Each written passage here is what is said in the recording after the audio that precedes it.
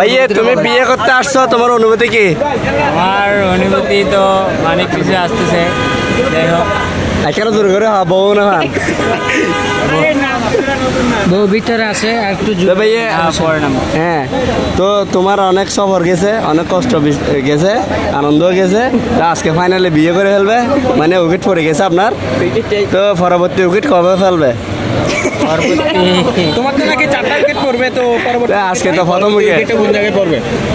কোন জায়গায় যখন আগে পরিস্থিতি দেখি। এখন তুমি তো বলছো চট্টগ্রাম, রাজশাহী, সিলেট। না না, একটা কথা না বললে হয় না। তোমার এই উইকেটটা কিন্তু সেই উইকেট বলে কথা ভাই। ফার্স্ট উইকেট সবসময় সুন্দর হয়, সেটা সবসময়। আসসালামু আলাইকুম হোয়াটসঅ্যাপ গাইস, সবাই কেমন আছেন? আশা করি ভালো আছেন। সো আজকে চলে আসছে হাফিজুলের বিয়েতে মূলত। সো আজকে বিয়ের দিনে যে অনুষ্ঠানটা হয় ম্যাক্সিমাম হচ্ছে শালিদের নিয়ে। এই যে গাড়ি থেকে নামছে আমার বন্ধু হাফিজ, তো এখন দাঁড়াইছে তার শালিদের সামনে, অর্থাৎ আমাদের অনেক বিয়ান সবগুলো অনেক মেকআপ করছে, যে ময়দাগুলোর দাম বাড়ে গেছে এদের জন্য। আসলে কোনটা বড় কোনটা ছোট বোঝা যাচ্ছে না। কেউ কিন্তু ক্রাশ খাবেন না এগুলোর উপরে, কারণ এগুলোর প্রতি অলরেডি অনেকে ক্রাশ খাইছে। ক্রাশ খাই কোনো লাভ নাই, ওরা সবাই রিলেশন আছে। সো কেউ ক্রাশ খাবেন না, দেখতে থাকুন আমাদের ময়দা আপুরা কী করে। মূলত এই জায়গায় ওদেরকে আমার আপুরা মিষ্টি খাওয়াবে।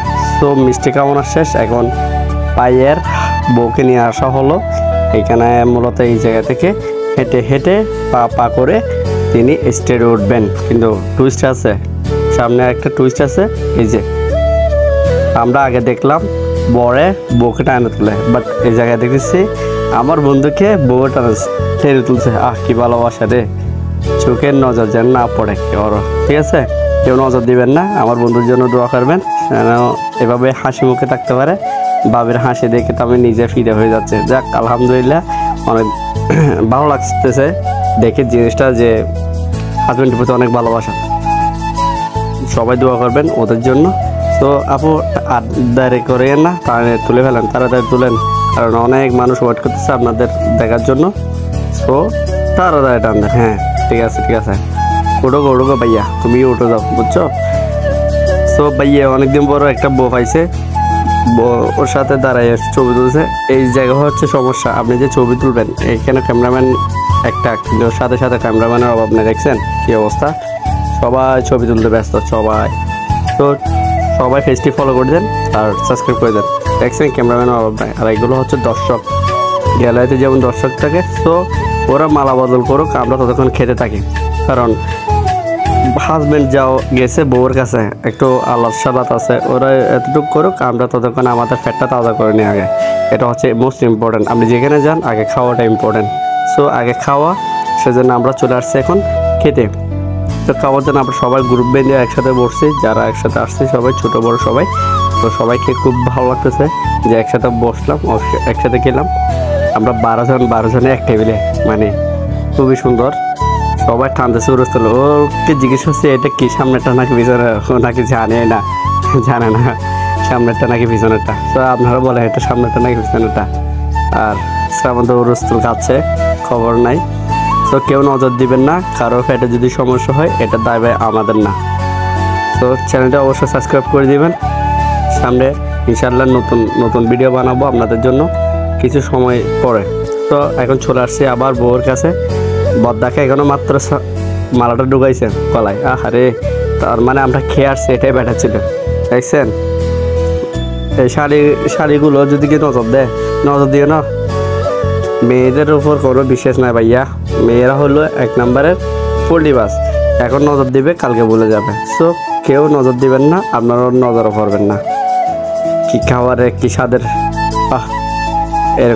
এরকম সিনগুলো দেখলে খুবই ভালো লাগে, যে আদরের শালির হাতে আদরের মিষ্টি খাওয়া।